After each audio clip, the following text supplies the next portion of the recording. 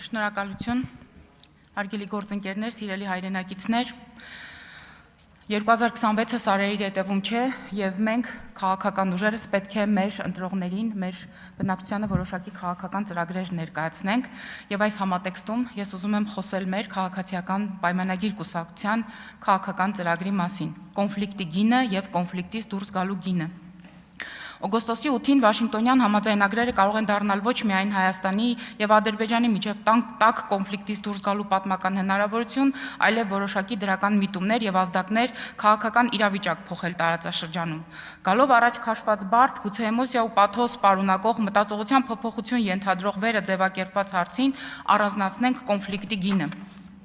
Այս հարցին կպատասխանի Հայաստանի Հանրապետության ցանկացած քաղաքացի։ Շուրջ 30-ամյա տաք կոնֆլիկտ, 30-ամյա զողացող պատերազմ, մարդկային և տարածքային կորուստներ, արտագաղթ, տնտեսության անկում, առաջնային ապրանքների դեֆիցիտ, բյուջեի անհամաչափ բաշխում, ամեն ինչ պատերազմի և ռազմական ոլորտի համար, որի արդյունքում կրթական, առողջապահական, սոցիալական ծառայությունների վատթար վիճակ, գյուղատնտեսության անկում, փակ սահմաններ որպես հետևանք նվազագույն ներդրումներ, ներկրումների, արտահանումների դժվարություններ, մշտական աճող ռազմական ծախսեր, սոցիալ-հոգեբանության մակարդակում, հասարակության բևեռացում, ապաթիա, անվստահություն իշխանությունների նկատմամբ, վախի մթնոլորտ, արտագաղթի մեծ տեմպեր, քրեաօլիգարխիկ կլանների ձևավորում, կոնֆլիկտը բացառապես քաղաքականություն մտնելու, իշխանության գալու և այն ամեն գնով պահելու պատրվակ։ Ինչ ենք առաջարկում մենք։ Մենք առաջարկում ենք քննարկել կոնֆլիկտից դուրս գալու գինը։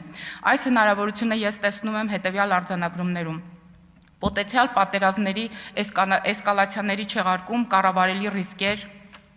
սոցիալ-հոգեբանական դաշտում չափազանց դանդաղ, բայց մտածողության փոփոխություն, վստահության չափաբաժնի ավելացում սեփական քվեով ձևավորված իշխանության նկատմամբ, արտագաղթի տեմպերի նվազում, գուցե դանդաղ, բայց ուրվագծվող ներգաղթ, առաջ եկող ինքնության հարցեր, նոր տեսլականի, նոր գաղափարախոսության շուրջ և դրա վերաբերյալ, տնտեսության ակտիվացում, կենսամակարդակի բարձրացում, քաղաքական դաշտի բյուրեղացում, պետության որևէ կենտրոնից կախվածության նվազեցում, պետական բյուջեի համաչափ բաշխում, հասարակության առողջացում, միջազգային հարաբերությունների ձևավորման նոր ելակետեր, դառնալով ավելի կանխատեսելի գործընկերներ, ցավոտ իրականության հետ առերեսում, սրտի, հոգու և սթափ բանականության բախում։